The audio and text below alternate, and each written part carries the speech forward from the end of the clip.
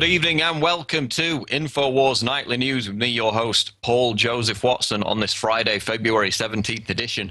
Coming up, Rob Dew interviews James Wesley Rawles about his new book, which deals with the coming financial collapse and survival techniques. It's a book of fiction, but also contains some very real solutions for everybody to be involved with.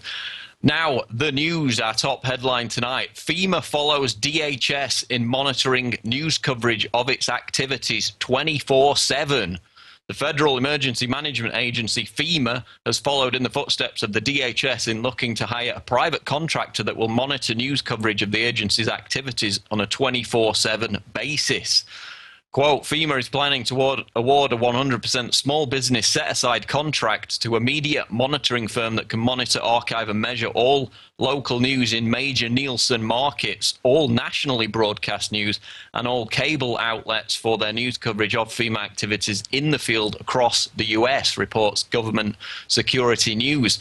And the program is similar in nature to a DHS monitoring effort that stoked controversy and a congressional hearing after it emerged that the DHS had hired an outside contractor, General Dynamics Advanced Information Systems, to monitor social media outlets along with a list of websites, including the Drudge Report, on a 24/7, 365 basis in order to uncover, quote, any media reports that reflect adversely on the US government or the department. And so we have this raft of federal agencies, we'll talk about the FBI in a minute, suddenly in a scramble to keep a constant watch on what people are reporting on or saying about the government online. And as we heard during the DHS subcommittee hearing yesterday, this is not aimed at newspaper people, people who produce news content. It's not aimed at bloggers. I mean, it's only going to make us talk about it even more. It's going to make us talk about the federal government in a negative context even more. I mean, this is aimed at creating a chilling effect wherein the average American will be more reluctant to criticize their government because of the fear that they could face some kind of reprisal. And in the particular case of FEMA, this agency was, of course, caught completely botching the response to Hurricane Katrina.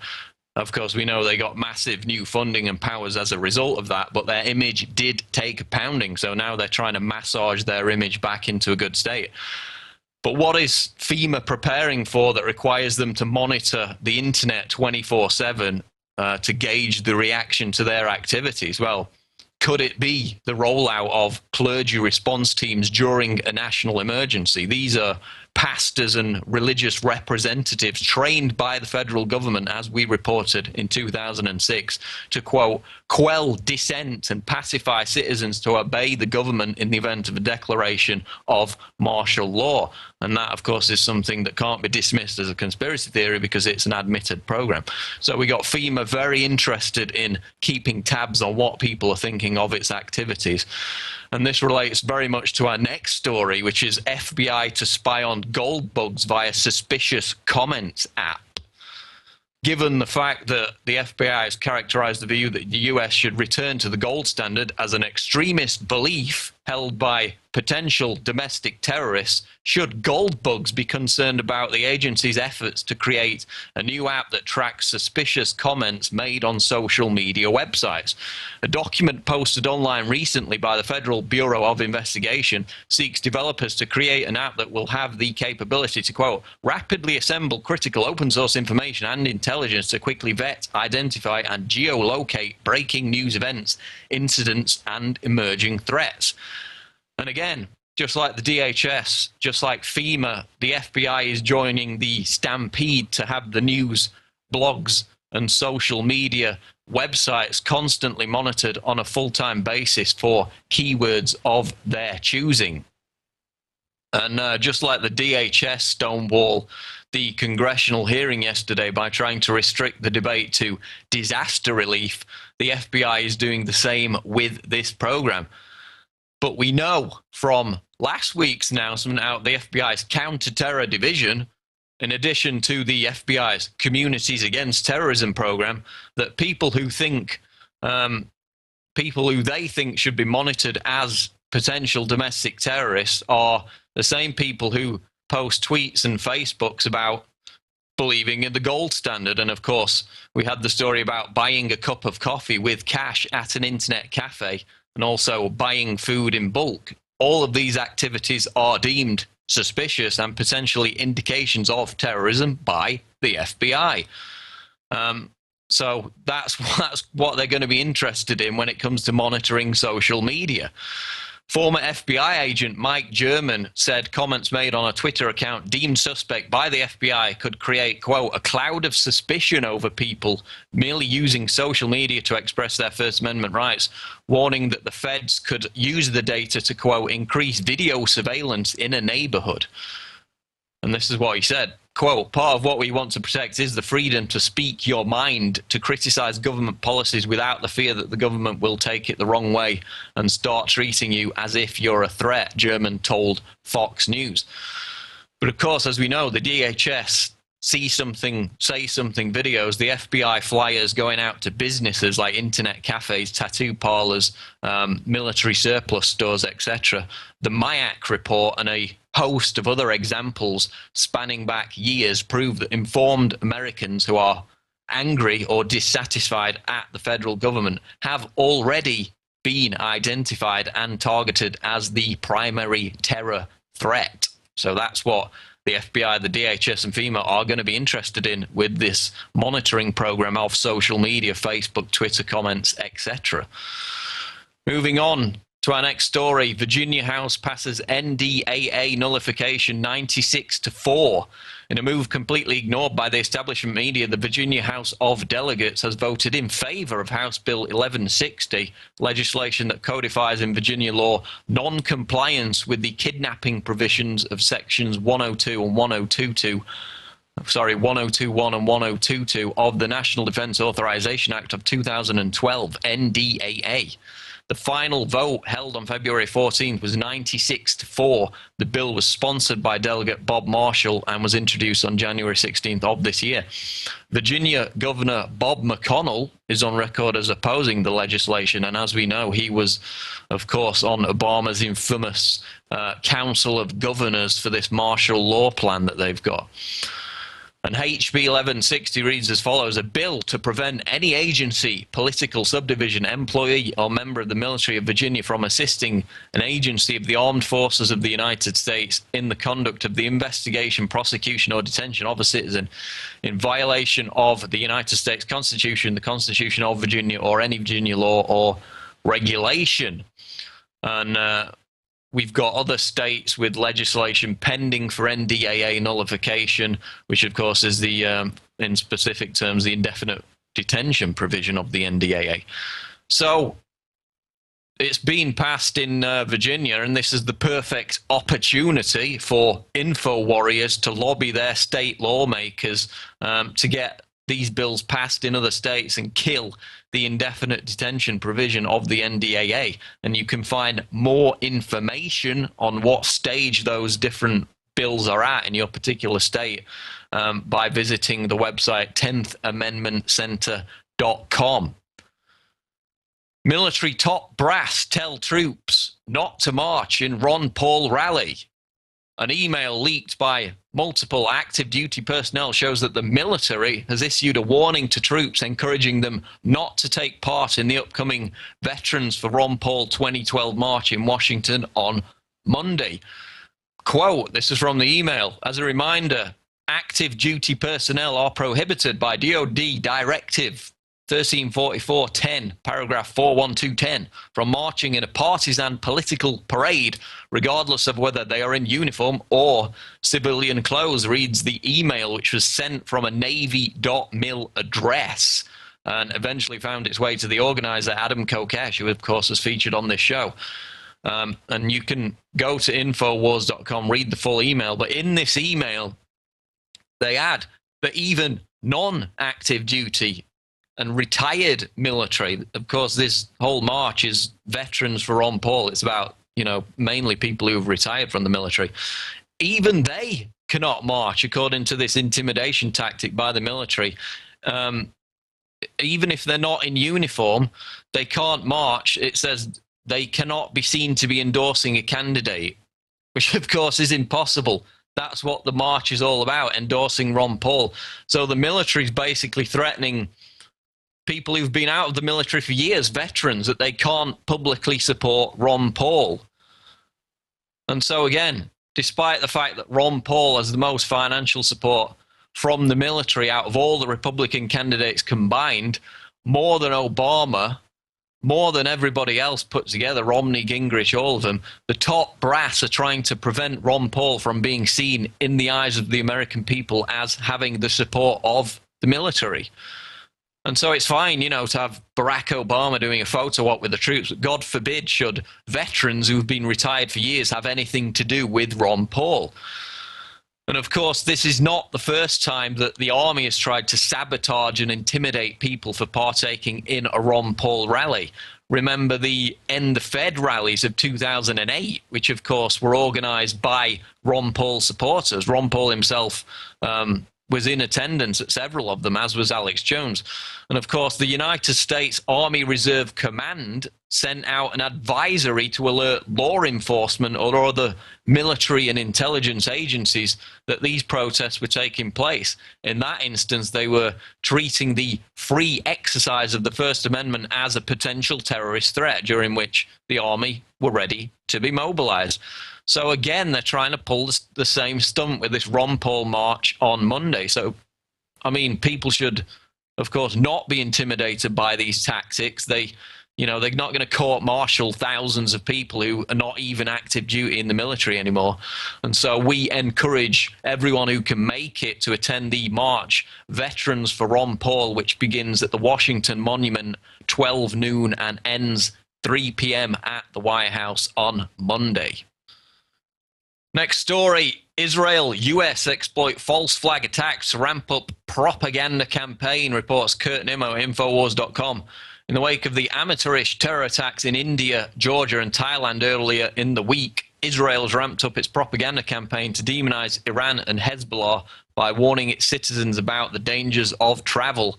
Quote, Iran and Hezbollah are continuing to try to carry out other attacks on targets abroad, said a nameless counterterrorism official, without offering details or credible evidence. That means asking Israelis abroad to be vigilant. And this ties in with an article that I wrote yesterday entitled, Iran teams up with Al-Qaeda, claims dubious Telegraph report.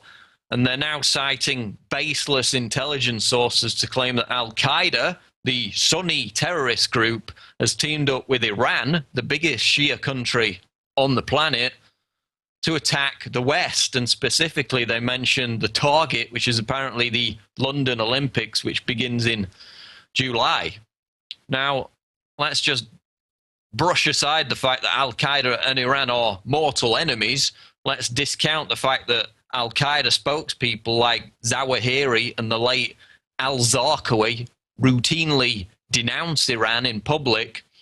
And who is it in actual fact that's been funding and training Al-Qaeda affiliated groups to carry out terror attacks? Who is it that's been funding and training Al-Qaeda rebels to take over Libya and Syria? I'll give you a clue. It isn't Iran. NBC News, remember, reported last week, this is the same story we've been reporting for years, they just confirmed it via US officials, that groups with direct ties to Al-Qaeda, and specifically the group MEK, are carrying out bombings and assassinations in Iran. And this is being bankrolled and directed from Israel. This, of course, is the same group, MEK, that's been backed financially by the United States since at least 2007. So while Israel and the US are admittedly funding and training Al-Qaeda-linked groups to attack Iran, the corporate media, the same media who sold you weapons of mass destruction, Niger Yellow Cake, and phony 45-minute warnings before the invasion of Iraq, now they're saying that Iran has teamed up with Al-Qaeda, even when the US government's publicly airlifting the same Al-Qaeda rebels who helped them overthrow Gaddafi, who have turned Libya into a hellhole, airlifting them into Syria to take down Assad. And yet all along reporting that it's Iran that's teamed up with Al-Qaeda, when in fact, in your face, it's the US and Israel, as ever. And bearing all that in mind, this also ties into this story, which broke just a few hours ago. Fox News, feds arrest man allegedly heading to U.S. Capitol for suicide mission after sting investigation. Authorities have arrested a man allegedly on his way to the U.S. Capitol for what he thought would be a suicide attack on one of the nation's most symbolic landmarks, Fox News has learned exclusively. The man in his 30s and of Moroccan descent was nabbed following a lengthy investigation by the FBI, initiated after he expressed interest in conducting an attack. It's unclear how the FBI learned of his aspirations, though he came onto the radar screen of law enforcement in early December. So they say it's unclear how the FBI learned of his aspirations. Well, Fox News, I'll give you a hint.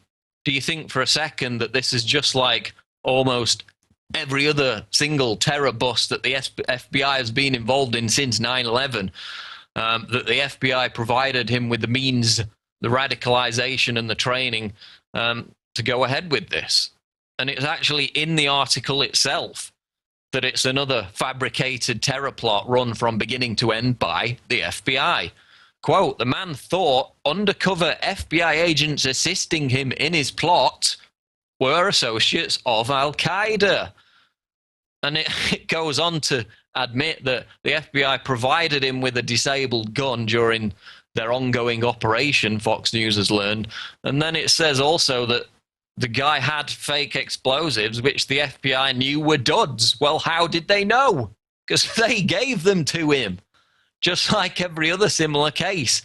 And I'm sure, just like the bizarre incident in Bangkok, which had no connection to the Iranian government, it turned out, but the Israelis claimed it did anyway, that this, again, will be further used to grease the skids for an attack on Iran. Just like the completely manufactured Saudi ambassador assassination plot. Remember, Tony Shaffer came out and said that the FBI, his sources in the FBI, had no information on it whatsoever. It was a ridiculous, ludicrous concoction that a used car salesman was going to start assassinating Saudi ambassadors in America. And again, that was used to grease the skids to demonize Iran. As will this. I mean, you can add it to the growing list of contrived terror plots. Underwear bomber, again in focus yesterday. No passport. Well-dressed man helps him get on the plane. State Department ordered by the CIA to let him on. Toronto 18 in Canada. Bunch of mental incompetence. The Royal Canadian Mounted Police gave them the fertilizer explosive via their informant. Miami 7, supposedly going to attack the Sears Tower in Chicago. Semi-retarded gangbangers provocateured from start to finish by the FBI. The Bronx plot to blow up synagogues and bring down airliners in New York. Ringleaders, 2 potheads, given fake explosives and an inactive missile by the FBI. Notice a trend emerging here. Fort Dix, 2007 plot to kill soldiers. FBI informants, again, the key figures behind the operation. They planted and nurtured the plot. And you can go down the list, whether it's England, Canada, US, same thing every time. Authorities provoke, provocateur, nurture the plot from beginning to end. And in the US, every single major terror bust has been a case of entrapment, which is exactly what this appears to be. The plot is, completely fabricated by the FBI, foisted upon some poor, retarded individual who's given fake explosives and arrested. And, it's the 21st century version of Marinus van der Lubbe and the Reichstag. And this is why the TSA gets to put its hands down your pants. This is why the FBI is spying on your Facebook and Twitter posts. And this is why the DHS is recruiting Americans to spy on each other. And it's one big fabricated hoax. The war on terror is contrived nonsense. And this Moroccan patsy that Fox News is excitedly reporting about is just the latest chapter in this work of fiction.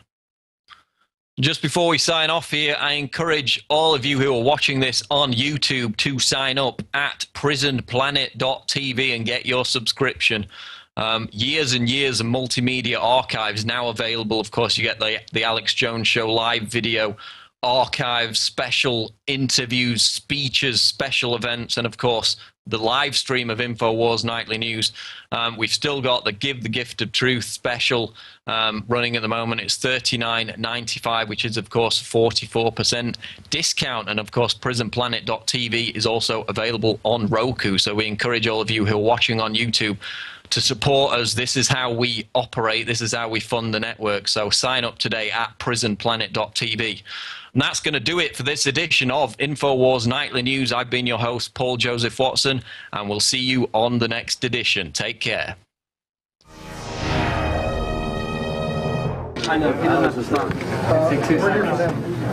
Hey, Newt, what'd you do at the Bohemian Grove? Why don't you never answer that question, sir? Newt, never answer that question. Why do you keep dodging questions about the Bohemian Grove? Luck to you, Newt. Why do you keep dodging questions? Great speech, great speech. Hey, Mr. Speaker, what'd you do at the Bohemian Grove? Good to see you, Mr. Speaker. I like photographers. I'm one. How come you keep dodging questions about the Bohemian Grove, sir? Should have to. God bless you. Oh, sorry. Excuse me again.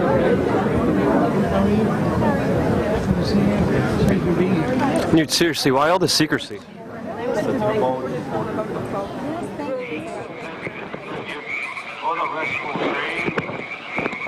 Fire shall have its will of thee, and all the winds make merry with thy dust. Bring fire!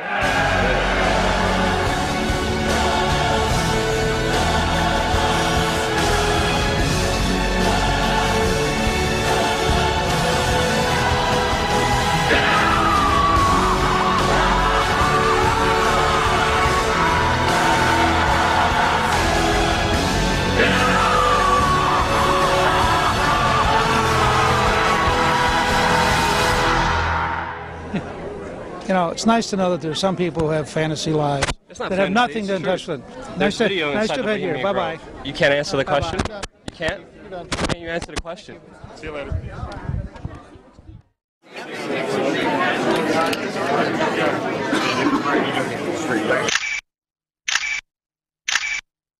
I know you consider yourself a Catholic, but what happens when you worship Moloch at the Bohemian Grove?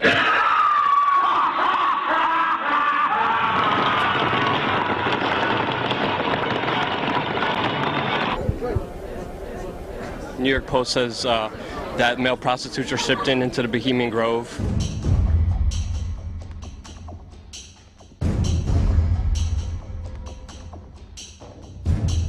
Can you tell us what happens there?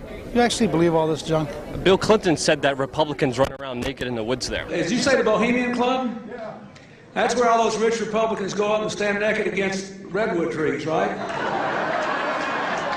I've never been to the Bohemian Club, but you ought to go. It'd be good for you. Get some fresh air. And you don't want to know what Richard Nixon said about the place. The Bohemian Grove that I attend, one time at a time, the Easters and the others that come there, but it is the most faggy goddamn thing you could ever imagine. Our San Francisco crowd because it's just terrible. I mean, I never want to shake hands with anybody in San Francisco. That's the place you attended. It's a secret society. Can you tell us at least who invited you? You know, it's nice to know that there's some people who have fantasy lives that have nothing to touch with. Nice to have you here. Bye-bye. You can't answer the question? Bye-bye. You can't? Why can't you answer the question? See you later. Greetings, fellow Info Warriors. Alex Jones here, announcing the first of many trips that I'm going to take across this wonderful United States that we live in. And we get so busy here at Infowars.com, the nightly news, the daily radio show, the documentary films, and all the other things we're doing that I tend to never go out and give speeches anymore. And I've got a lot of ideas bubbling around in my head about the history of the New World Order, what makes them tick and how to defeat them. So I'm titling this key speech I'm going to give. It'll run around 2 hours long, Blueprint to Defeat the New World Order. And we're also going to have a surprise premiere of a short documentary film we've been working on at the event. First off, I'm going to be going to Dallas, Texas, Sunday, February 19th, 2012, to the historic Lakewood Theater. And the next Sunday, February 26th, I'm going to be in Orlando, Florida. You can find out more about the events and buy tickets at Infowars.com/events. Now, unfortunately, every event I've ever had, we've had to turn people away.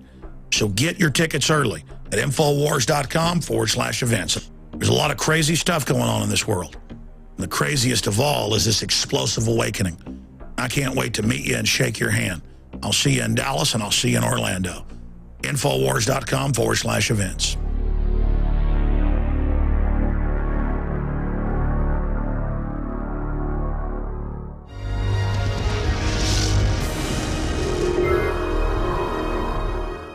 Welcome back to InfoWars Nightly News. I'm your fill-in host, Rob Dew, and I'd like to thank Paul Watson for covering the news portion.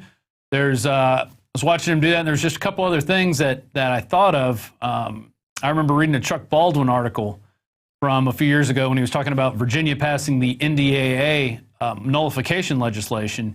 And, Virginia Governor Bob McDonnell says is on record of opposing the legislation. Well, here's why. And nobody's going to tell you this. We got another graphic there. He is on the Council of Governors that Obama started. He picked out 10 governors, 2 of which aren't even, Puerto Rico, I don't believe has been named a state yet. But anyway, Governor Bob McDonnell's right there. So that's why you're not going to see him going against the president who picked him to be on this council. That's all about political kickbacks. And that Council of Governors is supposedly to create a Republican-Democrat coalition that comes together to help enforce all the laws that us regular people really don't like. And furthermore, just this past break, you watched Luke Rudkowski confronting Newt Gingrich 5 times in one video, and he's completely ignoring him when he talks about Bohemian Grove. And then we showed the other video that he did a couple months ago when Newt was kind of in his ascendancy, and now he's kind of floundering in last place, far behind everyone. But, right here we have the book. It was sent in from a listener. This is the Annals of Bohemian Grove, 87 to 96. Okay? And it's got all these pictures. There's a cremation of care. There's Jimmy Carter, who came along. Also Jack Kemp. And then there you got Newt inside the book. And you got the 2 Bushes together, like father, like son. And here's another picture we found. You go to this overhead dot cam shot. Here is Newt Gingrich with John O'Connor in 1995. So there he is right there in the book, in the flesh. It's Newty, all right? He goes to the Grove. He may not want to admit it, and he didn't even kind of slide off the question by saying, we go there to have gentleman fun. We go there for a gentleman's parties and all that other stuff. No. He goes there. They do Luciferian worshiping ceremonies, worshiping stone owls, and he doesn't want you to know about it. He wants to pretend that he's a great man and that you should vote for him for president because he's going to build a moon base and whatnot. One final article. Alex covered this a little bit today, and this was Kurt Haskell brought this to my attention. Trinity speakers say U.S. must share sacrifice, and this is from the San Antonio Express. So you got Alan Simpson and Erskine Biles, a couple of fossil bipartisan members who are, well, I'll just read it right here. Simpson, a former U.S. Senator from Wyoming, and Bowles, the White House Chief of Staff under Clinton, say the only way to get the country's finances on a sustainable path is a combination of cutting costs, increasing taxes, and encouraging economic growth. Now, increasing taxes and encouraging economic growth, well, that's not going to happen. You can't encourage economic growth by increasing taxes. That's already been proven. Putting everything from Social Security benefits to defense spending and Medicare on the table. Guess what? They're not going to put defense spending on the table. They're going to put your Social Security and your Medicare on the table. And Simpson and Bowles spoke Tuesday morning as part of the Trinity University's Policy Maker Breakfast Series, zinging a series of jokes and one-liners at an audience of about 500 with a serious message and words politicians use such as shared sacrifice. They say if the country doesn't act, the financial markets will eventually raise the cost of credit, likely turning on a dime and moving without warning, as is happening in Europe. If that happens, the cost of everything from credit card debt to home mortgages, along with the cost of borrowing for the country, will shoot up, and the U.S. will experience a recession like you've never seen before, Boyles said. Simpson said the commission members differed on when they thought the tipping point might come, but no one thought it would be more than 2 years away. Okay, folks, time to get prepared. So just last year, we had politicians saying that we've got about 2 years to get our house in order or there's going to be an economic collapse with the way things are going. Now we're going to turn to our guest who has written a book. He's written several books, but this particular one that we carried, Infowars.com, Survivors, talks about what's going to happen after the collapse, or what leads up to it, and the things that people did to prepare. It's Survivors by James Wesley Rawles, a novel of the coming collapse. And Jim Rawles is a former U.S. intelligence officer and survivalist. He's got survivalblog.com, and he's been writing since the mid-'80s, since he got out to college. So let's welcome him on the show. Hey, Jim, how's it going? Just fine. Thanks for having me on. So I read this book, I guess 2 months ago. Somebody had left it on the book counter, and the cover is what caught my eye. You got a guy walking in on a horse. He's got an AK with no stock strapped to his back, and there's fires, and basically, something out of a scene of The Road. Looks like he's walking into. So tell us a little bit about Survivors. Sure. Survivors is a novel set in the near future. It describes a classic hyperinflation and socioeconomic collapse that's very severe. It brings the power grids down and essentially brings our national economy to a grinding halt. And it's a sequel to my novel Patriots, which has been kind of a perennial favorite in preparedness circles since the early 90s. And it follows a number of characters and their reactions to the economic collapse and how they scramble to how they react, how they pull through that situation. In my first novel, Patriots, I had the main characters were fairly well prepared. In Survivors, which is set in the exact same time period but different geography, the main characters are not very well prepared for the collapse. And I get the opportunity there to talk about a lot of alternative ways to get through hard times. Right. Techniques and technologies. To me, it seems like this book is geared toward people who may have been thinking about these types of issues, but they aren't going into the action phase. They, the one lady is hoarding seeds. She doesn't really know why, but she's gotten some advice, and she's going to hoard seeds. The one group who has the farm out in the West, they find that their father was really well prepared when they break open, the wall. I'm giving some of the book away, but they break open this wall and find a cache of silver and guns and stuff. So it shows that what I like, that it's not totally impossible to get yourself prepared. Even if you've only done one or two things, you could still get in that mindset and still continue, along the path, because, this is something that even our government officials are saying that could happen within 2 years now. They put a timetable on it. That's right. And of more immediate concern, we're looking at a Greek financial crisis that may come to a head in as little as 5 weeks. There's a lot of concern that the Greek crisis could, in addition to just breaking apart the European Union, cause massive bank runs, a major liquidity crisis with cascading margin calls rippling their way all the way around the planet, stock market collapses, bond market problems with failed governmental bond auctions. It could be a serious problem. I agree. And what I've been telling people in my circle of friends and the people I know is that what you're going to see in Europe, we're 2 to 3 years down the line is going to happen here. We've got I think by being so spread out, I think there are things that would take longer to hit some places than others. But definitely in the cities, you're going to have, some immediate problems, say, if the electricity goes out for some extended period of time.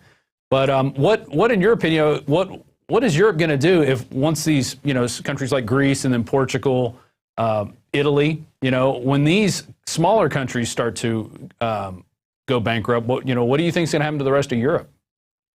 Well, it's very difficult to predict, but suffice it to say, I think we could see, at the very minimum, some large bank runs and a collapse on the FTSE in England and all the other major stock indices in Europe, starting with the financial stocks. We could very well see considerable turmoil, and if it turns into a global credit collapse, it could have some very wide-reaching repercussions. One of the great imponderables is the derivatives market. There are hundreds of trillions of dollars in derivatives in play at any given time, and because the derivatives market is essentially new, it's really built up just in the last 8 years. It really doesn't have a track record. It wasn't there in 1987 when they had the stock market collapse. Then there was no real derivatives market at that time. Well, there was a fraction of what exists now. Nothing near the scale that exists now. So the counterparty risk for derivatives is huge. And if entire counterparties disappear, and some of those counterparties are actual sovereign risks, as in national governments, if those governments can't meet those obligations, the implications could be enormous. Mm-hmm. Let's go back to your book. One of the things I like about the book, and if you guys want to get an overhead shot of this, that'd be great, is, and a lot of people do this, but your quotes, I really liked each one, and I had to read a couple of them several times over. But in chapter 3, you have a Thomas Jefferson quote, probably one most people have seen. If the American people ever allow private banks to control the issue of their currency, first by inflation, then by deflation, the banks and the corporations will grow up around them, will deprive the people of all their property until their children wake up homeless and the continent their fathers conquered. The issuing power should be taken from the banks and restored to the people to whom it properly belongs.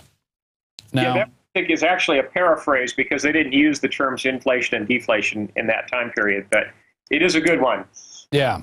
Well, I liked how you started each chapter with one of those, and how, you've got the one character who's in the he's in the army overseas, and he's got to make his way back through a Europe that has also collapsed, and using gold and silver. Talk about some of the things. I forget the character's name right off the top of my head. His name is Andy Lane. He's an Army captain, right, who's released from active duty in Afghanistan just as the collapse is unfolding. And he's sent back to Germany as part of his out processing. But then he ends up getting stranded, and there's all the commercial flights have been grounded, both because of the economic turmoil and because of some hijackings and bombing terrorism that's going on. There's no flights going back to the United States. Even the military airlift command flights have been totally disrupted. So he has to find his way back to the United States in the midst of all of this. It makes for a pretty dramatic story. It does, because he doesn't come right back to the United States. He has to make his way. The story away, but yeah, he has really great adventures on the way. He does, and it's a great book. One of the other parts is the bad guys in this is a roving gang that just grows and grows and grows as it goes and just conquers each kind of holdout settlement. What kind of research did you do into this gang type of warfare that could happen? Researching MS-13, which is a particularly violent gang, and their modus operandi really isn't too much different in the novel from what they do today, except if you end up in a situation without rule of law, where there's a vacuum of law enforcement, the gangs will have the opportunity to, run rampant and take over entire towns. There'll be basically no one to stop them other than the local citizenry, and if they can overpower or intimidate them, I think there's a potential for gangs taking over at least small towns quite easily, and that's what I portrayed in the book. Right. Until the third book, where I describe the comeuppance of that gang. People have to wait for my second sequel to Patriots, which is titled Founders. That's coming out in November of this year. Okay. And one more section in Survivors that I thought was interesting was the way people were forming bonds in communities out of necessity. People would show up and they had supplies that would help with another group, specifically the husband and wife who were flying in their little flying machines and ending up in places, and then they pick up and take off. I guess what's the mindset of people? The mindset of people that are going to have to rebuild communities. What is going to happen if we do get into a crunch situation? Well, in the crunch, I think people are going to have to either pull together or perish. There really needs that. If there's going to be any rebuilding, it really needs to be done from the bottom up. If the experience of Hurricane Katrina taught us anything, it is that disaster response fails horribly when it's from the top down. Right. But the response from the bottom up, from the community grassroots level, can be quite effective. And in both my novel Patriots and later in Survivors, I described how people do that. Well, and I noticed that there's not a lot of government solutions in this book. In fact, there seems to be a lack of government. The second part of it, where just like in Patriots, there's a foreign occupational army that comes in, and there's a war of resistance against them. But that's the only real government that springs up in terms of top-down government, and it's bad government. And a lot of the drama in both novels involves trying to restore constitutional government. So, what got you started into writing on these subjects? What was your impetus for that? I was an Army intelligence officer, and a lot of my research, and some of which was in the classified arena, led me to believe that modern societies are very fragile. And I recognized in all these country studies, seeing country after country, where the fragility of the system can meet a brick wall and things can fall apart very quickly and easily. It's happened again and again all over the world. And then I recognized the fact that our own society was even more fragile because we have even longer chains of supply. We have an even greater dependence upon the power grids in particular and technology in general. And that's why in the winter of 1990, 1991, I began drafting my novel Patriots. So you saw the handwriting on the wall of something that could potentially happen. Right. If, well, some things we can't stop. I know that we can at least speak out against our governments that are, and the banking systems that look like they are imploding this stuff by design, on purpose, and just so they can go around and collect up the pieces after they fall. Yes, in my conversation with Alex Jones earlier this week, part of our conjecture was whether there might be a planned economic collapse, but both Alex and I wondered if that situation might get beyond their control. Mm-hmm. They might stage a crisis as part of the Hegelian dialectic, but then if the reins of power get out of their hands, if society collapses so completely that there's no longer a functioning military, no longer a functioning law enforcement system, and no longer a functioning financial system, basically it's out of their hands. They basically have created a house of cards. It will fall in front of them, and they won't be the ones putting things back together. Right. No, it's going to be up to us. And that's what people have to look in the mirror and realize, that the solutions are not going to come from the government. They're not going to come from the police. These guys are going to be trying to protect their families. As you point out in your book, at this Air Force base, all of a sudden there was nobody there minding the armory, and that's because these people are going to be running to the hills as well, or trying to take care of their families and their loved ones. Right. It is important that people plan ahead and that they stock up and train as best as they can. It'll only be the families that are well prepared where you'll have people that can keep an eye on the big picture. Right. Be part of the real solution. Because if you're worried about where you're going to get your next meal, you're not going to be in any position to be one of the ones that is restoring order. Well, let's go into some of those things. What can some people do to prepare? What are like a top 5, I guess, that people can do right now? The top of the list would be water filtration. and identifying open water sources that you can draw water from. Then beyond that, of course, food storage, starting out by just doubling up on the staple foods that you buy on a regular basis, things like pasta, wheat, rice, beans, honey, things that store for a long period of time. And then beyond that, moving on to longer term storage foods. Some of those, if they're vacuum-packed, freeze-dried foods, they can have up to a 30-year shelf life. They're fairly expensive, though, compared to just bulk foods. Mm-hmm. And then beyond that, of course, first aid and advanced medical equipment, communications equipment, and firearms. Lots and lots of ammo in particular is crucial. Yeah, I'm going to share a story with you. I've got a couple friends who they say when some of their other friends go over and say, why do you have so many guns?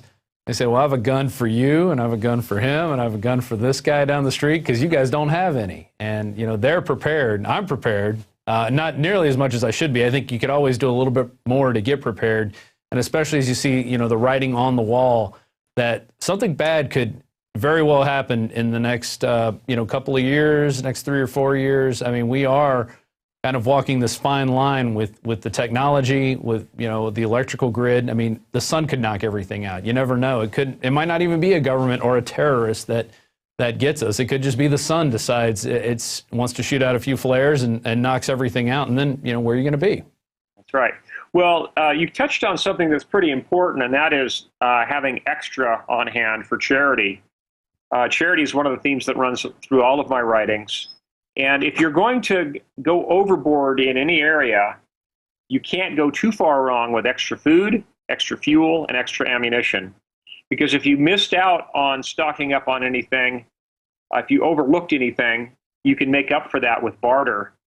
And there's nothing quite like common caliber ammunition as the ultimate barter item. All right. Most families only have a few hundred rounds of ammunition at most on hand. They're suddenly going to want several thousand rounds, feel safe. So if you have extra common caliber ammunition, you're going to be in the catbird seat in terms of barter. And a little tidbit out there, I believe 9mm is the most common handgun ammunition. Is that correct? It is now globally, yes. Although one thing I recommend is that people do some research and find out what caliber their local police department and their local sheriff's department uses. And even if you don't own a gun chambered in those calibers, stock up a few hundred rounds of those, because you want to have lots of folks on your side. Nothing better than being able to either have barter or charity ammunition on hand. Yeah, I agree. Hey, tell everyone about your blog. Well, Survival Blog has been around since August of 2005. We got our start providentially just a month before Hurricane Katrina. And it's grown by leaps and bounds. It's basically doubled each year for the first 4 years it was in existence, and it started to plateau now. But we now have a huge number of visits each week. We have a very loyal readership. It's primarily readers in the U.S. and Canada, and then to a lesser extent other English-speaking countries, and then a smattering globally. We have about 300,000 unique visits per week. We've in total had almost 40 million unique visitors since 2005. And the beauty of Survival Blog is that it's all free. All of the archives are available for people to roam through at will. It's fully searchable by topic. You can type in a keyword in our search box and bring up whatever topic you'd like. There's over 15,000 archived articles, letters, and quotes that people can delve into. And I recommend that people make hard copies of the most crucial articles because, of course, in a grid down situation, you're not going to have access to the internet. And then as a backup, we also have an archive CD that's available at very low cost. I recommend people get that as well. That gives you all of the archives of Survival Blog on a CD, or you can put it on a memory stick to have that available. I have been printing stuff out for years just because you never know. Lots of practical stuff, how to, make your own fishing snares and stuff like that.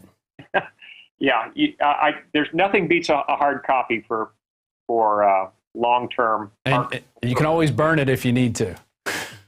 Yeah, to keep warm, God forbid. Yeah.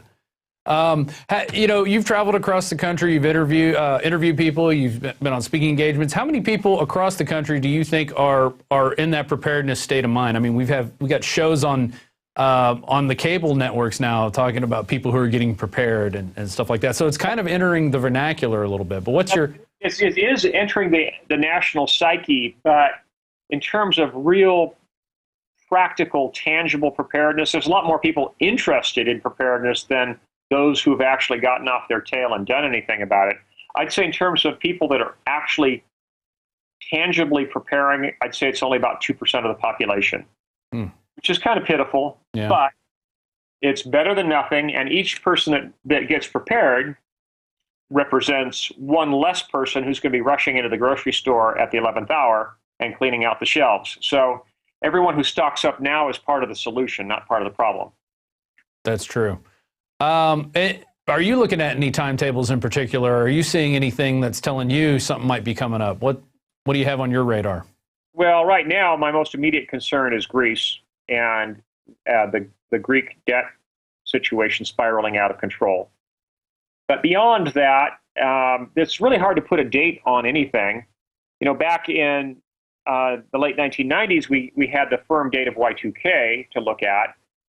The only vague date that we can look at right now would be the next peak in the solar cycle. The sunspot cycle is supposed to peak in about 5 years because it's an 11-year cycle. And if we have a severe cycle, then there's a chance of a major Carrington event style solar flare that could happen within the next 5 years. Beyond that, though, I don't like to put a date on anything because I think it's presumptuous. And it also is short-sighted because if you either try to put a date on something or name a particular scenario, you're boxing yourself in. It's better to prepare for every possible event so that you don't get blindsided. It would be very embarrassing to prepare just for an economic collapse and then get nuked. Mm-hmm. That if you're building a home shelter, it should be more than just a storm shelter. It should be more than just a walk-in vault. It should also be a combination blast and fallout shelter. I'm one of those all of the above kind of guys. Well, that sounds like good advice. And people can learn more about that on survivalblog.com, I take it. Correct, yes, and it's all available free, as I mentioned. Mm-hmm. I do have some books in print, and they're nice, handy references, and they're a great thing to put in someone's hands to get them motivated. But I'm basically a man on a mission. My goal is not to sell books. My goal is to get America prepared. Right. And that's where we all need to be. I was an Eagle Scout, and that's our motto, be prepared, and that's what you have to start with. And I just recently returned from a ski trip, and we got off the plane. One of my buddies didn't have his straps for his snowboard. Well, I pulled out the bungee cords because I always carry bungee cords. And, it all starts with the mindset, and then you got to go into the action phase. Jim Rawls, thanks for joining us. Thank you so much for having me on. Yeah, we'll have you back on soon, and I'm sure you have a lot to talk about. So I'm sure Alex may even have you in guest hosting one day. So. Well, sure, I'd be happy to. That'd be great. All right, there he goes. There's Jim Rawls. Here's the book, Survivors. I read it. It's a combination fiction novel with a lot of practical tips involved of things you can do today to get in that mindset so you are a survivor, so you're not somebody left out in the cold when it happens.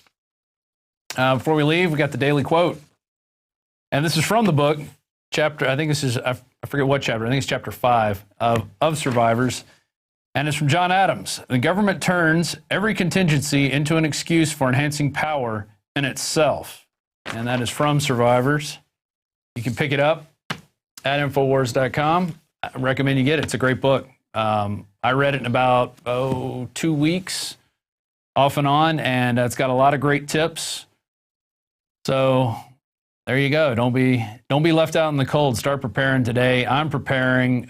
Reading that article earlier today about the Trinity. The Trinity speakers say U.S. must share sacrifice.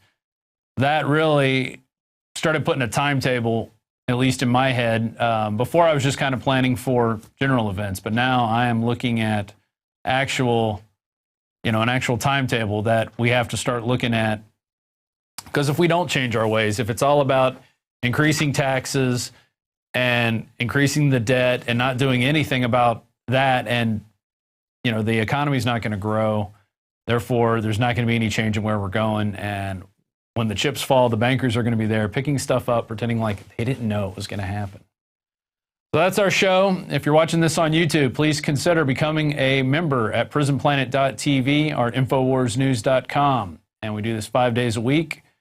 Every night we're bringing you the news that we think is important, not the fluff about who's talking about who or who's doing what to who. I mean, we're looking at real issues here. And join us in this crusade to wake people up.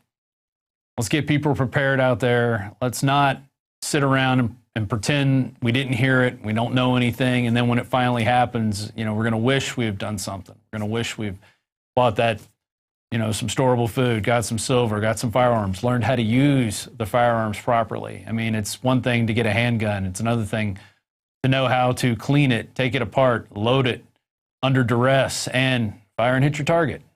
So with that, I'm Rob Dew. This is InfoWars Nightly News. I'd like to thank Paul Joseph Watson for doing the news portion. And we'll be back here next week. Alex will be out on the road.